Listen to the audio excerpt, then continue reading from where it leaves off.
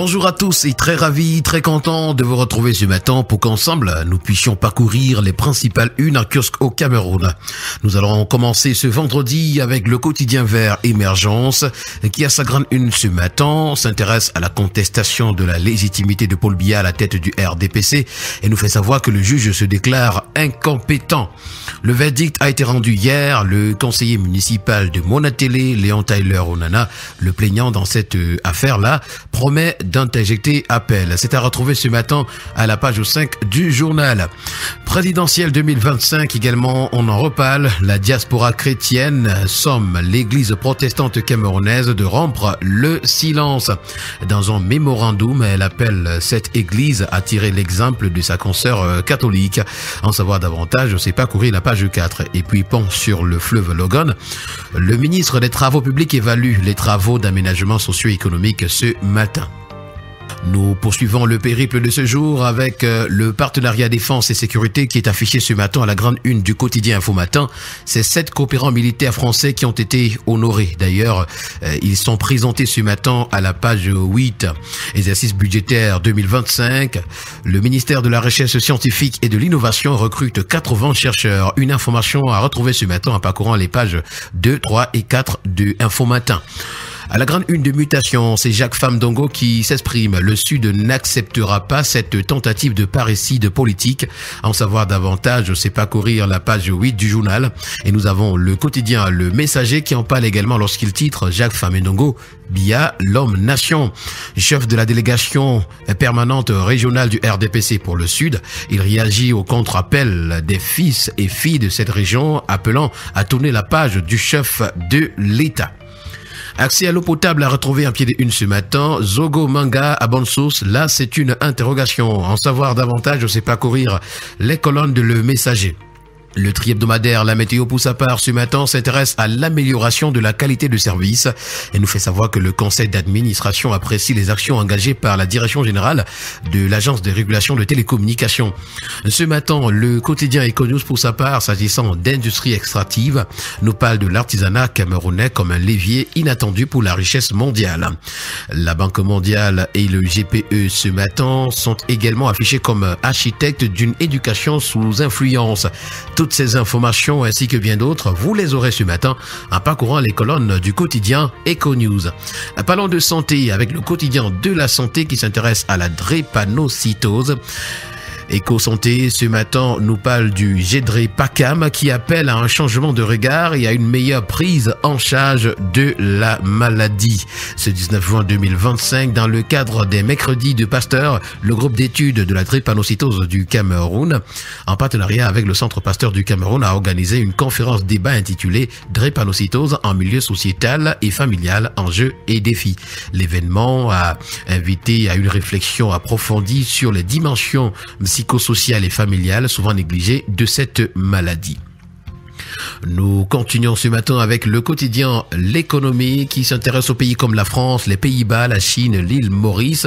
Ce sont là des investisseurs qui s'intéressent à la reconstruction de la Sonara. Ils se sont imprégnés du niveau d'avancement du processus depuis le sinistre du 31 mai 2019. Ce matin, à la grande une du Populi Creator Salle, on parle de pétrole. Les 6 pays producteurs de la CEMAC claquent chaque année 2000 milliards de francs CFA pour importer du carburant super, gazoil, gaz, domestique et autres joyeusetés pétrolières. Soif à la source d'ailleurs, c'est le titre qui est présenté ce matin par le journal. Le quotidien bleu d'Aman Mana, le jour pour sa part, s'intéressant à la crise anglophone, nous présente 3 militaires qui ont été tués à Makba. Un rescapé et un blessé ont également été enregistrés dans cette embuscade tendue aux éléments du poste avancé de Waldé dans le département du Noun.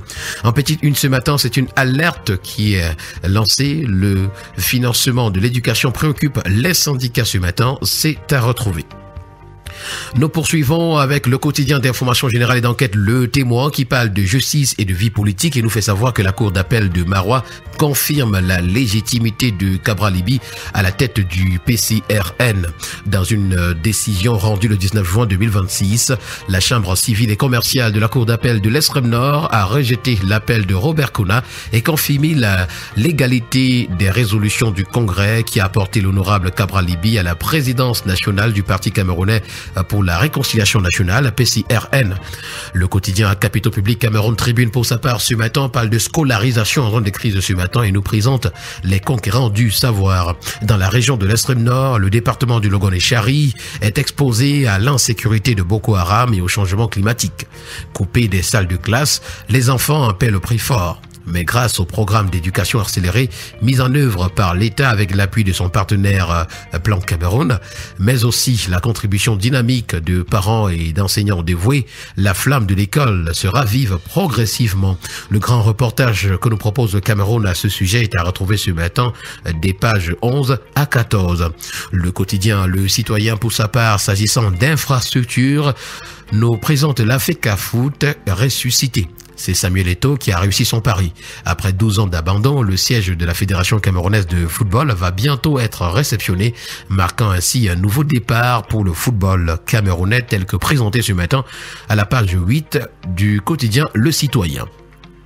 Le tri hebdomadaire, le soir, parle des Sky Awards ce matin et nous fait savoir que le Minmesa parie sur un artisanat africain performant, résilient et innovant. Le quotidien Info Plus Santé parle de la gratuité des soins ce matin et nous présente une vaste campagne à l'extrême nord avec plus de 500 000 personnes ciblées pour 1862 bénévoles constitués de médecins et d'autres professionnels de la santé déjà mobilisés. Le ministre de la Santé publique va procéder donc au lancement officiel de la campagne Promotion Santé 2025. Ce sera le dimanche 22 juin 2025 du côté de Marois. Ce matin, le quotidien L'Info à chaud pour sa part a choisi de donner la parole à sa grande une au docteur Jean Crépin Niamsi, fidèle allié de Samuel Eto'o fils. Il dit ceci: Jérémy Ditap est une légende comme Samuel Eto'o. On ne peut pas s'amuser à le suspendre de cette façon. C'est à retrouver dans son intégralité cette sortie du docteur Jean Crépin Niamsi ce matin à la page 11 du journal. Le quotidien d'information républicaine, ça c'est le drapeau ce matin, nous parle des carreaux Made in Cameroun et nous fait savoir que c'est pour bientôt. D'ailleurs ce sera à Kaké, voilà, dans le Mungo, qu'une usine de production de carreaux justement va révolutionner l'industrie camerounaise. Et nous allons terminer le périple de ce matin avec le tri hebdomadaire La Voix des Jeunes qui parle de gouvernance migratoire, symbiose entre le CIDP et l'OIM. C'est ce qui nous est présenté ce matin à la grande une. Le Conseil international de dialogue et de partenariat CIDP renforce son positionnement stratégique en matière de gouvernance des politiques migratoires à l'occasion de la visite officielle du chef de mission de l'OIM au Cameroun ce 18 juin dans ses locaux de Yaoundé-Bastos. Voilà une information à retrouver en page 3 et d'ailleurs qui nous a permis de mettre un terme à cette dernière sortie de la semaine de la revue de la presse camerounaise. Merci à vous et au plaisir de vous retrouver très bientôt pour une autre édition. Bon week-end.